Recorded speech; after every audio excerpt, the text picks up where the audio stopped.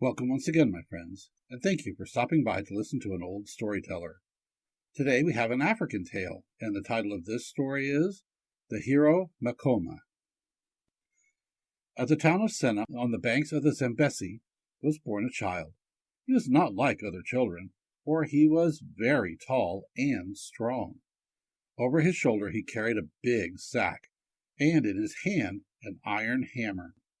He could also speak like a grown man, but usually he was very silent. One day his mother said to him, "My child, by what name shall we know you?" And he answered, "Call all the headmen of Senna here to the river's bank." And his mother called the headmen of the town. And when they had come, he led them down to a deep black pool in the river, where all the fierce crocodiles lived. "O great men," he said, while they all listened, "which of you will leap into the pool and overcome the crocodiles?" But no one would come forward. So he turned and sprang into the water and disappeared. The people held their breath, for they thought, "Surely the boy is bewitched and throws away his life, for the crocodiles will eat him."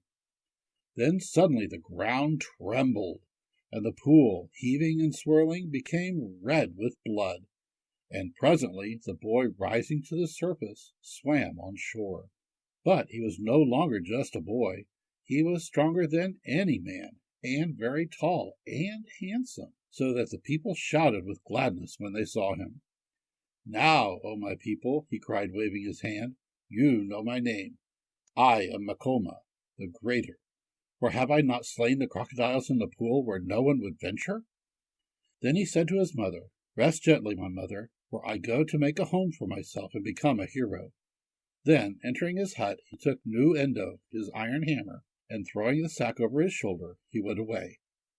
Makoma crossed the Zambesi, and for many moons he wandered towards the north and west until he came to a very hilly country, where, one day, he met a huge giant making mountains. "Greeting!" shouted Makoma. "Who are you?" "I am Chi Eswa Mapiri, who makes the mountains," answered the giant. "And who are you?" "I am Makoma, which signifies greater," answered he. "Greater than who?" asked the giant. "Greater than you," answered Makoma. The giant gave a roar and rushed upon him. Makoma said nothing, but swinging his great hammer, Nu Endo, he struck the giant upon the head. He struck him so hard a blow that the giant shrank into quite a little man, who fell upon his knees, saying, "You are indeed greater than I, O Makoma. Take me with you to be your slave." So Makoma picked him up and dropped him into the sack that he carried upon his back. He was greater than ever now, for all the giant's strength had gone into him, and he resumed his journey, carrying his burden with as little difficulty as an eagle might carry a hare.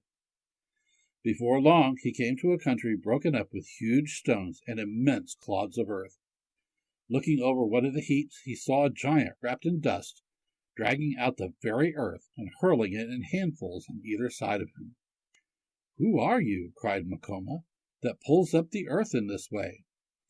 "I am Chi Dubula Taka," said he, "and I am making the river beds." "Do you know who I am?" said Makoma. "I am he that is called Greater." "Greater than who?" thundered the giant. "Greater than you," answered Makoma. With a shout, Chi Dubala Taka seized a great clod of earth and launched it at Makoma. But the hero had his sack held over his left arm, and the stones and earth fell harmlessly upon it. And, tightly gripping his iron hammer, he rushed in and struck the giant to the ground. Chi Dubala Taka groveled before him, all the while growing smaller and smaller, and when he became a convenient size, Makoma picked him up and put him into the sack beside Chi Eswa Mapiri. He went on his way even greater than before, as all the river maker's powers had become his. And at last he came to a forest of baobabs and thorn trees.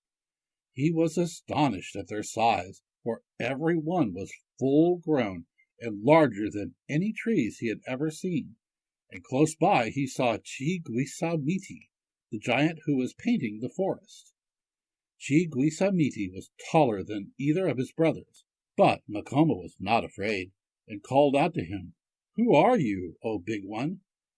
"I," said the giant, "am Chi-Gwisamiti, and I am planting these baobabs and thorns as food for my children, the elephants."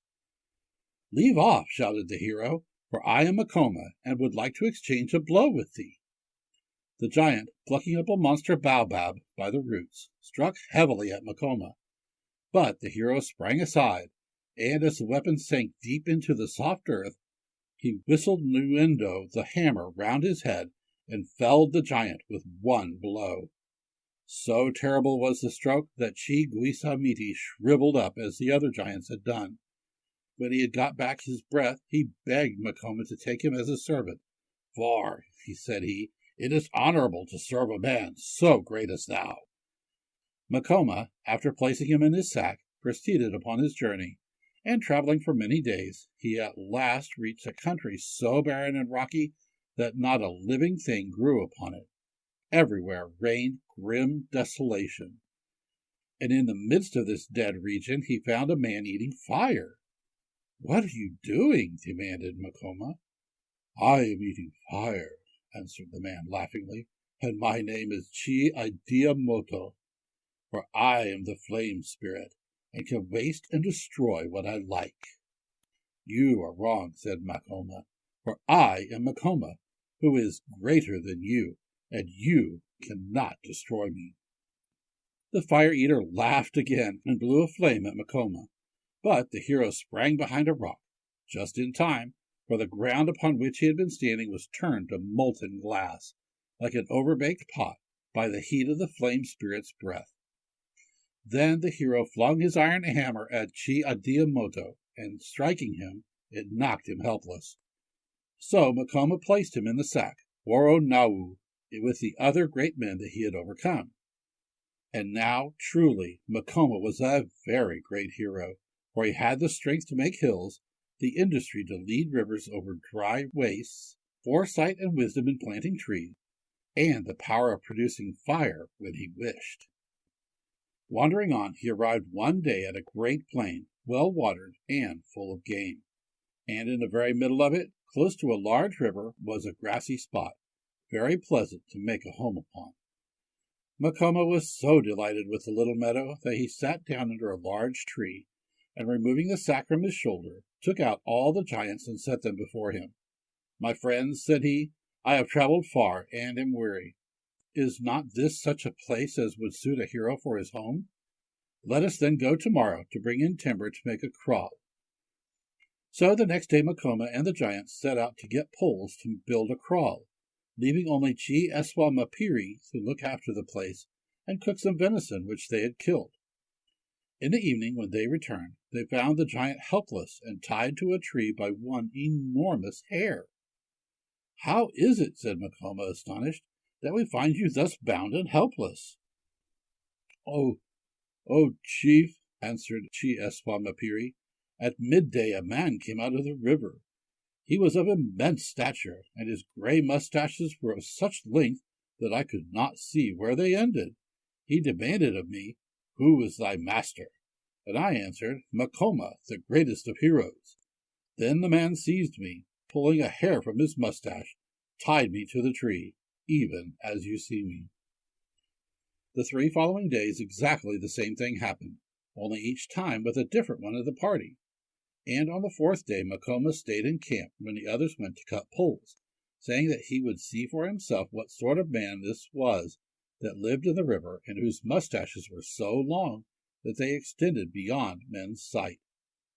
So when the giants had gone, he swept and tidied the camp and put some venison on the fire to roast. At midday, when the sun was right overhead, he heard a rumbling noise from the river, and looking up, he saw the head and shoulders of an enormous man emerging from it. And behold, right down the riverbed and up the riverbed, till they faded into the blue distance, stretched the giant's gray mustaches. "Who are you?" bellowed the giant, as soon as he was out of the water. "I am he that is called Makoma," answered the hero, "and before I slay thee, tell me also what is thy name, and what thou doest in the river." "My name is Chin Dipao Maugiri," said the giant. My home is in the river, for my mustache is the gray fever mist that hangs above the water, and with which I bind all those that come unto me, so that they die. You cannot bind me, shouted Makoma, rushing upon him and striking him with his hammer.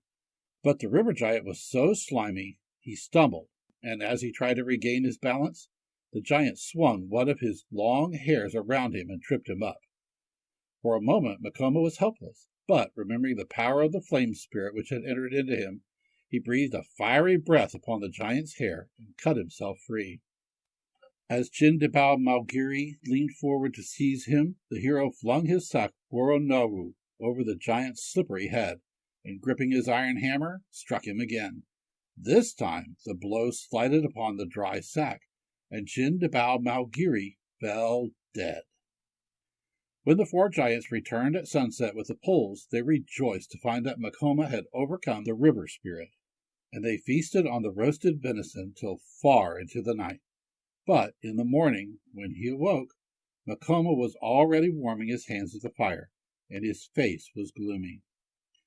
In the darkness of the night, O my friends, he said presently, the white spirits of my fathers came unto me and spoke, saying, Get thee hence, Makoma, for thou shalt have no rest until thou hast found and fought Sakatirina, who has 5 heads, and is very great and strong.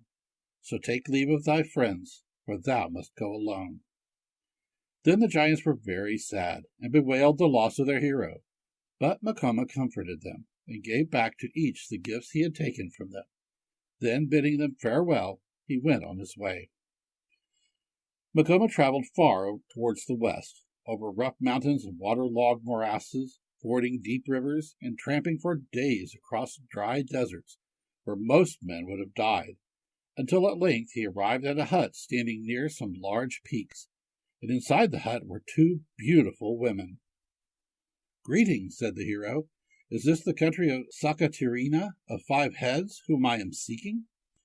We greet you, O great one, answered the women. We are the wives of Sakatirina.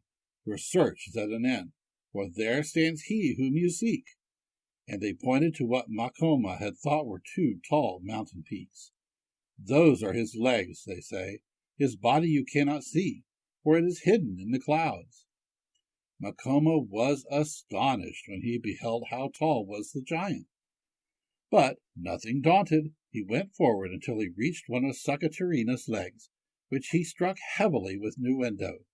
Nothing happened, so he hit again, and then again, until presently he heard a tired, far-away voice saying, Who is it that scratches at my feet? And Makoma shouted as loud as he could, answering, It is I, Makoma, who is called Greater. And he listened, but there was no answer. Then Makoma collected all the dead brushwood and trees that he could find, and making an enormous pile round the giant's legs, set a light to it. This time the giant spoke. His voice was very terrible, for it was the rumble of thunder in the clouds.